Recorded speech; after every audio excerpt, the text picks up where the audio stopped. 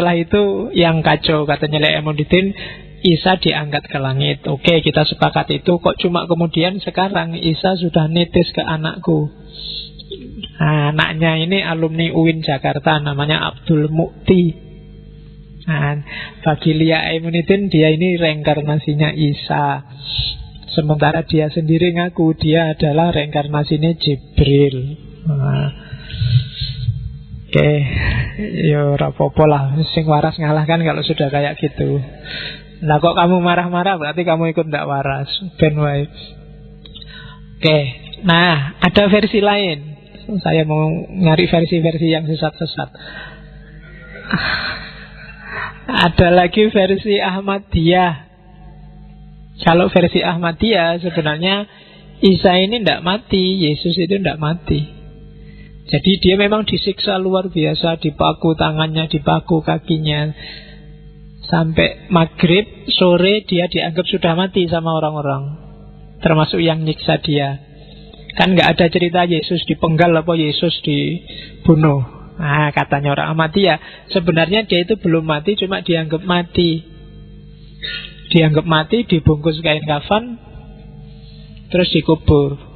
Nah, terus sama murid-muridnya yang ngerti bahwa Yesus belum mati, dia diselamatkan, dikeluarkan dari kafannya, terus diajak lari ke Kashmir, India. Nah, di India itulah nanti dia dakwah berpuluh tahun terus meninggal. Buktinya, katanya orang-orang Ahmadiyah, ada makam yang disebut makamnya Isa, dan juga ada cerita Raja India, saya lupa namanya, yang sempat ketemu dan berdialog, dan Yesus dakwah di sana. Dan juga ada kasus ditemukannya kain kafan yang semula dipakai untuk bungkus Yesus. Namanya kain kafan Turin, karena ketemunya di Turin, Itali. Yang di kafan itu ada gambar wajahnya Yesus, wajahnya Isa. Nah, itu kalian carilah di blog-blog yang kontroversial, itu banyak cerita tentang kain kafannya Yesus. Kalau versinya orang Kristen sendiri, ya yang disalib dan terbunuh itu Isa. Tapi 40 hari setelah itu, 3 hari setelah itu bangkit, 40 hari setelah itu naik ke langit. Bangkitan Isa Al-Masih. Jadi itu ceritanya Isa. Kalau pakai hadis, wajahnya Isa itu kulitnya putih kemerah-merahan. Cari di hadis-hadis Isra Mi'raj itu kan Nabi ketemu Nabi Isa di, saya lupa langit keberapa itu. Kalau gambarannya Nabi Isa itu kulitnya kemerah-merahan, memang putih, putih kemerah-merahan, ganteng luar biasa, rambutnya lurus sebahu, terus dibelah tengah. Ngerti ya? Di belah tengah kayak Rano Karno zaman dulu. Jadi ya yang kayak bokong itu loh, dipecah dua sama rata. Iya. Ya kalau lo zaman saya Alia dulu, kalau ada temen rambutnya dianu kan, wah rambutnya kayak bokong. Jadi terus wajahnya wajah yang sangat teduh, gimana ya, susah menggambarkan. Di beberapa cerita digambarkan bahkan seolah-olah orang melihat tetesan air di wajahnya. Itu sebenarnya sebuah metafor untuk menunjukkan wajahnya sangat teduh, murah senyum. Itu sosoknya Isa yang cerita Kanjeng Nabi sendiri waktu dia ketemu di Isra Mi'raj. Oke, bismillah, kita mulai. Ceritanya panjang kalau tokoh-tokoh langit, karena kamu jarang dapat informasi kayak Zarathustra kemarin. Dan jangan salah, ketika Isa lahir, yang melihat bintang terang pertama tentang kelahiran Isa, kemudian datang ke tempat Isa lahir yang disebut di kandang apa itu orang-orang Majusi yang pertama ketemu, yang pertama menengok. Jadi masih ada sambungannya sama minggu lalu ketika kita ngomong Zarathustra. Oke, bismillah. Ini nanti slide-nya saya bikin gundulan Gundulan dalam arti mungkin itu ada di Perjanjian Baru yang mana, ada di yang mana, cuma tak buang semua labelnya. Karena kayak tadi, kita tidak akan sibuk dengan bungkus, kita akan sibuk dengan isinya saja. Karena biasanya psikologis, kalau tak kasih dalam tanda kurung Markus pasal ke-7 ayat ke-3, itu kamu sudah males duluan. Biasanya kalau ada kata-kata Markus, kata-kata Lukas, itu kan kamu males duluan. Dan itu psikologis. Makanya bajunya tak buang semua, biar terasa hikmahnya. Yang tertarik, ingin serius, ya kamu belajar sendiri, kajilah sendiri. Sejauh mana dari mungkin Perjanjian Baru atau Perjanjian Lama. Jadi baju itu penting, tapi sepenting-pentingnya baju, lebih penting isinya. Bungkus itu penting, tapi setinggi apapun levelnya bungkus, itu lebih penting isinya. Yo, sama-sama penting, tapi derajatnya beda. Sebagus apapun bajumu, kalau isinya jelek ya, isinya tidak cakep ya, eman-eman kan gitu. Jadi makanya saya tadi bilang jangan undur mankola. Mankola itu bungkus. Perhatikan makola. Jadi baju itu tidak penting. Karena ada cerita seorang sufi, namanya, malah cerita tidak apa-apa lah. Ada sufi namanya Sayyar bin Dinar. Jadi dia ini sufi, gelarnya bin Dinar. Mungkin masih ada genealogi sama Malik bin Dinar. Tapi memang dia kaya. Sufi kaya raya, muridnya banyak. Sufi itu kan biasanya pakai baju jelek, qanaah, zuhud. Tapi kalau Sayyar bin Dinar, dia selalu pakai baju wow, baju luar biasa indah, luar biasa bagus. Padahal muridnya bajunya jelek-jelek.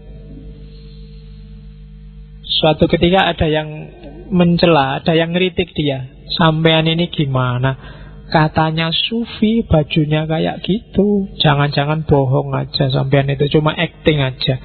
Selama ini sampean gak anu duluan. Katanya saya pindah. Nah itulah yang tak cari. Lecehkanlah aku, anggap aja aku itu sufi palsu, sufi rendah, orang gak ada harganya. Dan itulah yang tak cari selama ini. Kalau aku pakai baju jelek, pakai wool, pakai yang jelek-jelek itu kan kamu nganggap, wah ini sufi beneran, sufi luar biasa. Karena itulah aku pakai baju yang kayak gini, biar kamu anggap, wah ini sufi apa. Jadi, biar aku tidak jadi sombong. Jadi tidak sombongku itu justru kalau pakai baju bagus kayak gini. Jadi nggak harus baju jelek. Ya itu namanya casing kan tadi, bungkus. Jadi bungkus itu tidak penting. Sayyar bin Dinar, sebenarnya itu makomnya sudah tinggi. Cuma ada yang lebih tinggi dari itu. Yang lebih tinggi dari Sayyar itu Rumi. Kalau Rumi, dia sudah tidak peduli lagi komentar, tidak peduli lagi, tidak ingin dikomentari jelek, tidak ingin dikomentari bagus, peduli amat dengan komentar. Itu makomnya lebih tinggi lagi gitu. Jadi di bawah itu ada pengen dilihat jelek. Yang ini terserah kamu nganggap aku jelek atau nganggap aku bagus. Yang penting hubunganku sama Allah. Itu makom yang lebih tinggi dari Sayyar bin Dinar. Oke, yo kapan-kapan ada sesi khusus lah untuk tasawuf yang falsafi. Bismillah, kita mulai Isya ya. Sebenarnya slide-nya banyak dan panjang. Nah, sekarang ngaji sebentar. Sekali-sekali ngaji beneran, judulnya ngaji ya. Saya artikan sebentar, nggak akan saya jelaskan panjang, di tafsir-tafsir banyak. Kita lihat identitasnya Isa dalam Al-Quran. Idh qalatil malaikatu ya Maryamu innallaha yubasyshiruki bikalimatin minhu ismuhul masihu Isa ibn Maryam. Nalikane wus ngendika sapa al malaikatu malaikat. Lho kan gitu kalau di pondok ifqalat lan nalikane ngendika sapa al malaikatu malaikat ya Maryamu he Maryam innallaha sak temene Gusti Allah Khobari inna iku yubasyiruki. Saya kapan-kapan ngaji gitu. Sudah lama saya tidak ngaji model pesantren. Ketika malaikat tiba-tiba ujuk-ujuk datang pada Maryam, kemudian bilang, wahai Maryam, sesungguhnya Allah menggembirakan engkau, ngasih kabar gembira padamu bi kalimatin minhu, dengan satu kali. Kenapa bi kalimatin? Karena adanya Isa di kandungannya Maryam itu hanya gara-gara satu kalimat. Kalimatnya apa? Kun fayakun. Jadi menggembirakan engkau dengan satu kalimat. Ya, kalimat itu nanti dari kun wujudlah Isa di perut. Kalau manusia bikin anak kan gak bisa cuma kun, harus prosesnya panjang dan ya. Oke. Wis pinter mulai jadi filosof sekarang. Oke. Bi kalimatin minhu ismuhu al-masihu Isa bin Maryam.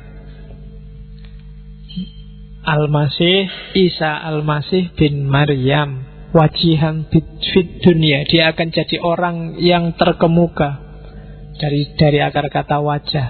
Wal akhirah, di dunia dan akhirat. Wa minal muqarrabin, dan termasuk orang-orang yang bukan orang muqarrib, orang yang mendekatkan diri, tapi orang yang didekatkan oleh Allah pada dirinya sendiri. Muqarrabin itu, kamu kan selalu disuruh muqarrabah, mendekat pada Allah. Tapi khusus untuk level nabi-nabi itu dia muqarrabin. Allah mendekatkan dia padanya, mendekatkan mereka padanya. Ayat selanjutnya, biar ada barokahnya ngajinya ya. Wa yukallimun nasa fil mahdi wa kahla wa minas solihin. Dan dia bisa ngomong dengan orang lain, ngomong dengan manusia fil mahdi, baik sekarang ketika masih dibuai, ketika masih dalam buayan, maupun wakahla, maupun sudah dewasa, wa minas solihin, dan termasuk orang-orang yang soleh. Jadi sudah dikasih tahu duluan, jangan khawatir, besok dia sejak bayi sudah bisa ngomong dan akan jadi orang soleh. Wa qalat rabbi anna yakunu li waladun walam yamsasni bashar. Dan Maryam berkata, ya Tuhan, gimana saya bisa punya anak? Walam yamsasni bashar, dan gak ada cowok yang menyentuhku pun sedikit pun. Dan gak ada yang nyenggol aku sedikit pun, gimana aku bisa punya anak? Qala kadzalikillahu yahluku ma yasha. Katanya Jibril, ya seperti itulah Allah menciptakan apa yang dia inginkan. Idza qada amron fa innama yaqulu lahu kun fayakun. Kalau Allah sudah menghendaki, kun fayakun. Dan nanti Isa ini jangan khawatir, wa yu'allimuhul kitaba wal hikmah wat taurat wal injil. Allah akan ngajari, jadi Allah langsung yang ngajari Alkitab, ayat-ayat tertulis, wal hikmah, kemampuan akal yang luar biasa sehingga bisa menangkap ayat-ayat yang tidak tertulis. Kitab wal hikmah. Jadi Nabi Isa itu hakim, filosof pasti, cuma kefilsafatannya diajar langsung oleh Allah. Semua nabi juga begitu. Dia dapat hikmah dari Allah. Kan katanya Al-Quran, wa may yu'tal hikmata faqad utiya khairon katsira. Siapapun yang dikasih hikmah oleh Allah, dia dapat hikmah yang banyak, dia dapat kebaikan yang sangat banyak. Cuma karena kita bukan nabi, maka kita belajar filsafat sendiri, belajar hikmah sendiri. Kita ngambil dikit-dikit, satu-satu hikmah yang mampu kita raih. Oleh Allah dikasih alat akal, wa Taurat wal Injil. Oke. Ini ayat ngomong tentang mukjizat-mukjizatnya. Wa rasulan ila bani Israila. Kemudian dia akan bilang, anni qad ji'tukum bi ayatin mir rabbikum. Ini buktinya, karena orang Bani Israel itu ngeyel, oleh Allah dibekali beberapa mukjizat. Yang pertama, Ani ahluku lakum minat tini kahayatit toiri fa'amfuhu fihi fayakunu toiron biidznillah. Jadi aku akan menciptakan bagi kalian tanah yang dibentuk kahayatit toiri, seperti bentuknya burung. Fa'amfuhu fihi, terus tak tiup tanah itu, fayakunu toiron biidznillah. Jadi di antara mukjizatnya Nabi Isa itu, dia ngambil tanah lempung, dibentuk-bentuk kayak burung, terus ditiup, jadi burung beneran. Bukan jadi Corbuzier. Itu asli mainnya, tidak ada tipuan, langsung dari Allah. Itu untuk bikin Bani Israel yakin. Jadi bisa menghidupkan burung. Apa enak bahasamu? Karena menghidupkan burung konotasimu beda. Bisa membikin burung hidup, podo ae ya. Iyalah, pokoknya bisa bikin burung. Nah, intinya gitu. Biiznillah, semua dengan izin Allah. Wa ubriul akmaha wal abroso, dan menyembuhkan orang sakit jiwa, sakit gila, dan sakit lepra. Stres. Jadi Nabi Musa bisa menyembuhkan orang stres, orang sakit jiwa, dan orang lepra. Zaman itu lepra itu wabah yang tidak tersembuhkan, bisa disembuhkan oleh Nabi Isa. Dan yang dahsyat adalah wa uhyil mauta. Banyak sekali cerita-cerita ketika Nabi Isa menghidupkan orang mati, semuanya biidznillah. Wa unabbiukum bima ta'kulun wa ma tadakhirun fi buyutikum. Dan aku bisa menginformasikan apa yang kamu makan, apa yang kamu simpen di rumahmu. Kamu datang padaku, tadi kamu mesti makannya di angkringan, habis nasi kucing 3 tapi ngomongnya 2. Kemudian itu Nabi Isa bisa. Apa yang kamu makan, apa yang kamu simpen di rumah, itu bisa nebak. Kamu menyembunyikan uang 100.000 di bawah bantalmu, toh itu Nabi Isa ngerti. Kamu nyimpen gambar-gambar itu di laptopmu, toh itu Nabi Isa ngerti. Jadi wa ma tadakhirun fi buyutikum. Hati-hati loh, besok Nabi Isa turun di akhir zaman, kalau ketemu kamu bisa ditebak. Makanya jangan nyimpen yang jelek-jelek. Inna fi dzalika la ayatan lakum. Semua itu bukti bagi kalian in kuntum mukminin. Kalau kalian percaya. Semua yang disebut di atas tadi kan gak masuk akal semua. Maka percaya atau tidak percaya. Kalau kamu beriman pasti percaya. Bahkan kalau kamu beriman, kamu tidak butuh bukti-bukti itu. Terus wa musaddiqon lima baina yadaya minat Taurat. Jadi Nabi Isa tidak membawa syariat baru, dia membenarkan Taurat yang sudah ada sebelumnya, sambil melakukan revisi beberapa. Wali ukhilalakum ba'dul ladzi hurrima alaikum. Ada beberapa yang sudah diselewengkan, yang harusnya halal diharamkan, itu diluruskan. Harusnya mungkin masih lurus, kamu anggap sesat. Harusnya masih baik, kamu anggap jelek, itu diluruskan oleh Nabi Isa. Wajitukum bi ayah mir rabbikum fattaqullaha wa atiun. Innallaha rabbi wa rabbukum. Ini sebenarnya menegaskan bahwa bukan aku loh Tuhannya, aku ini cuma utusan Tuhan. Wa hadza siratul mustaqim. Nanti di surat Maryam atau surat As-Saff itu Allah melakukan drama. Dia bertanya pada Nabi Isa, wahai Isa, apa kamu dulu di dunia bilang bahwa Tuhannya kamu? Kan terus Nabi Isa bilang, tidak ya Allah, seandainya aku ngomong panjenengan kan juga sudah ngerti, tidak perlu tanya saya. Ini yang tentang Hawariyun. Falamma ahassa Isa minhumul kufra qala man ansori ilallah. Setelah Isa merasa dakwahnya kok tidak terlalu sukses ya, banyak yang masih kufur. Terus Isa bilang, man ansori ilallah, siapa yang mau nolong saya? ilallah, berhadapan dengan Allah. Qolal hawariyuna nahnu ansarullah. Tadi 12 sahabat tadi yang disebut hawariyun bilang, kita lah yang akan nolong. Amanna billah, kita beriman pada Allah. Washhad, dan bersaksilah, dan saksikanlah bi anna muslimun.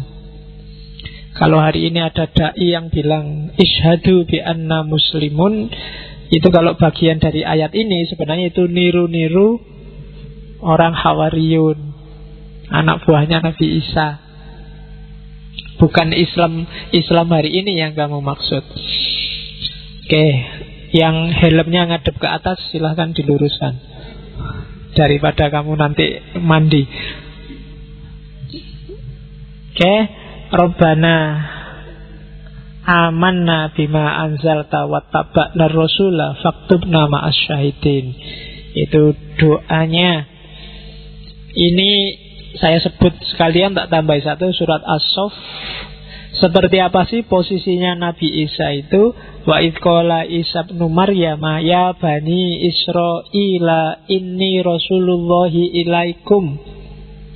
Posisiku musaddiqal lima baina yadayya minat Taurat. Tugasnya musaddiq, membenarkan Taurat. Yang kedua apa?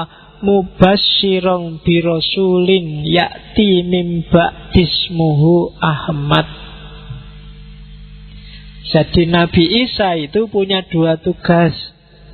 Yang pertama, meluruskan penyelewengan terhadap Taurat. Yang kedua, memberi kabar gembira bahwa besok akan datang Nabi setelah aku, namanya Ahmad, Muhammad. Kemarin waktu Maulud sudah saya jelaskan rahasia nama Ahmad. Cuma karena yang dihadapi ini orang Bani Israel, falamma ja'ahum bil bayyinat, ketika bukti-buktinya jelas bahwa bukti Nabi Isa itu nabi, bahkan belakangan juga terbukti benar datang nabi namanya Ahmad, Muhammad, qalu hadza sihrum mubin. Orang Bani Israel itu bilang ini adalah sihir yang nyata. Ini mesti bikinan, ini mesti sihir. Oke, itu ngaji kita tentang Isa yang dari Al-Quran. Biar nanti gak dimarahi orang-orang, kok referensinya Injil semua, Bible semua, ada Qurannya loh, jangan khawatir. Oke, itu versi Al-Quran. Jangan salah, Nabi Isa disebut lebih banyak daripada Nabi Muhammad kalau dalam Al-Quran. Ranking 1 Nabi yang paling banyak disebut Al-Quran itu Nabi Musa. Ranking 2 Nabi Isa. Ranking 3 nggak ada pialanya, jadi nggak usah disebut. Oke, bismillah. Sekarang kita mulai masuk ke beberapa ajaran yang menurut saya agak umum dan universal dari Isa.